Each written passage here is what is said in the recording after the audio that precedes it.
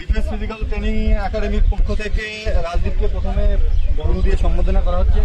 রাজদীপ,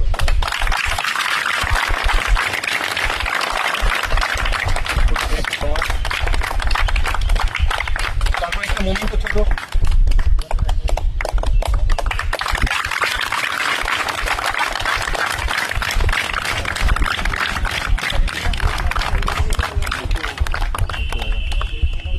এখান থেকে আমি হাতে করি। এবার রাজদীপ কিছু বলবে। দাদার এখানে আমার হাতে করি। ছেলেপেলে যখন লেখা শেখে বহু লেখে, কিন্তু হাতে করি প্রথমেই হয় ছোটবেলায়। একদম আমি যখন একদম দৌড়াতে পারতাম না তখন এখানে আসা আমার।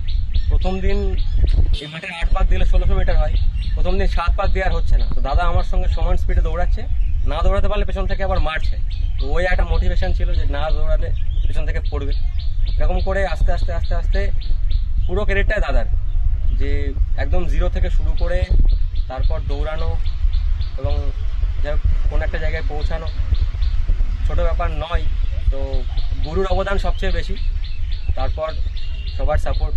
এখনও মনে আছে মুর্শিদাবাদ থেকে আমি যখন রান ফেল করে আসি তখন দাদার মতো মেন্টাল সাপোর্ট কেউ দেয়নি। তো দাদাকে যতবার থ্যাংক ইউ বলবো ছোট হয়, অনেক বড় দাদার জায়গা।